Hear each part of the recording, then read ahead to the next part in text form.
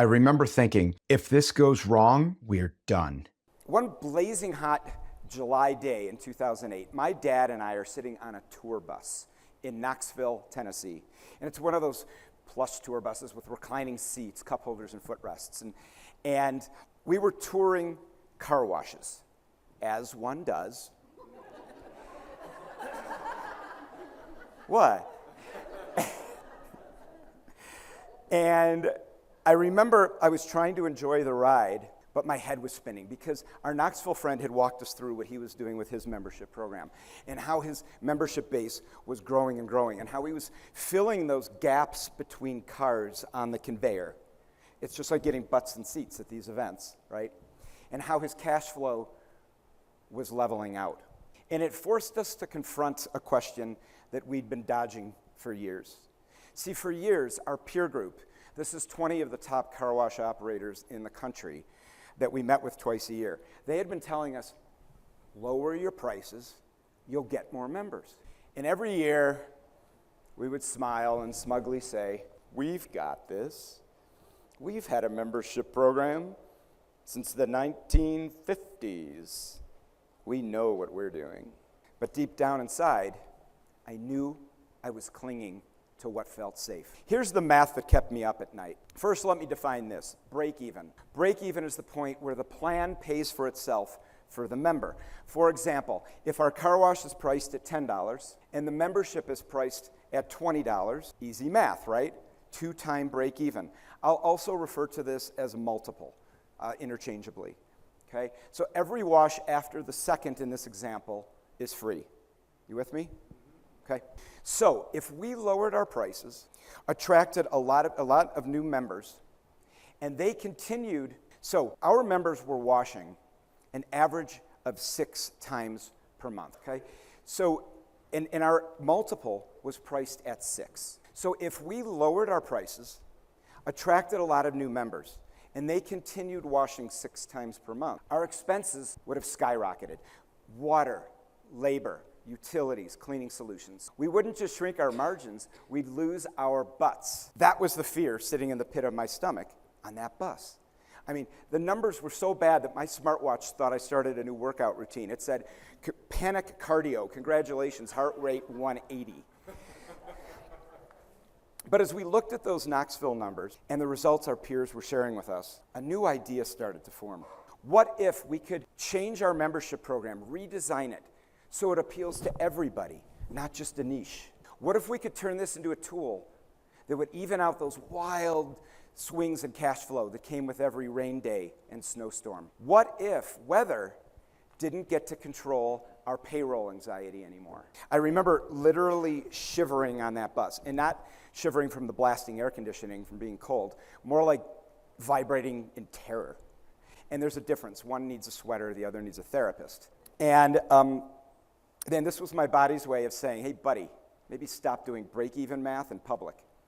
Well, I was shivering with fear on that bus because what we were contemplating doing could change everything for my family and for our business, for the better or for the worse. What we were actually considering doing was lowering our prices. Who lowers their prices in business? So my dad turned to me and said, if we lower our prices, do you think our members will continue washing so much more frequently than these Knoxville members? But what if they don't?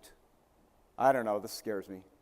And I said, Dad, we can't be the only region in the nation whose members behave completely differently.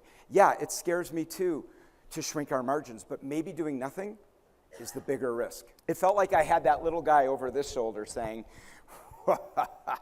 do it, lower your prices. It'll work. And the little guy over this shoulder saying, don't you dare. Too risky. Well, what do you think we did? Yeah, we lowered our prices. We jumped. We redesigned our membership and lowered the prices. We hired a software developer to write a CRM and billing system so that we could charge our customers monthly, not just annually anymore. And folks, this is 2008. We didn't have AI to write the code for us, so this is true innovation. We then upgraded our point of sale system so we could accept RFID, which is radio frequency identification chips, okay?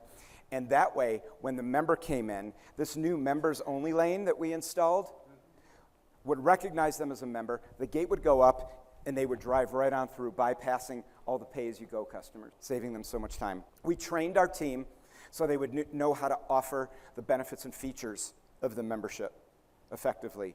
And then we paid them commissions so they would be truly motivated to do so. Then we doubled down again. We shifted our entire focus.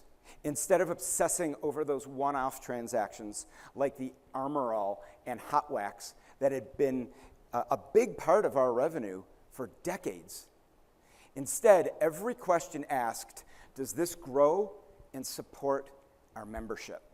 And this ties back to something that Garth said the other day. Yeah, I love this. Goal dilution effect. That was brilliant. Love that. So what happened next was the moment of truth. We lowered our prices. We set it to a 4 break even. Okay, so the customer only had to wash 4 times instead of 6 to break even. And to our surprise, the frequency that they came in actually lowered to 4 also, keeping our profit margin in line. The risk was working, so we pushed further. After a 4 multiple, we went to a 3 multiple. And look here, we more than tripled our membership by doing this. Cash flow was starting to look better. We were loving it, but we said, you know what? We can do better. So we went to below a 2 multiple, and look how the numbers skyrocketed. They shot up. We went from $25,000 in monthly recurring revenue to 1.8 million. 25,000 to 1.8 million. You heard me right. In monthly recurring revenue. So yes, technically in finance, that's what we call way better. I mean, that's a fancy way of saying my smartwatch finally said that my heart rate calmed down. So instead of our cash flow graph looking like a roller coaster, it looked like a steady upward climb. And on the customer side of the win-win, the customers didn't have to worry about weather anymore. If they came in today and it washed on their car, it rained on their car, they could just wash again tomorrow. It's already paid for, no risk. We didn't just change our pricing. We changed our customers' habits. They went from being a transaction and washing twice per year. Now, these are not members that were washing twice per year. This was everybody else who wasn't a member, okay, to washing 36 times a year. People realized they didn't have to gamble on the weather anymore, that we took the risk out of weather out of washing for them, and it could always be affordable. So what we did is we went from 216 members per location to over 6,000 members per location. That gave us a $13 million annual revenue bump, and this eventually allowed us to scale from 9 to 34 locations. We took the risk. We redesigned our program, we lowered the price, and cash flow and membership skyrocketed.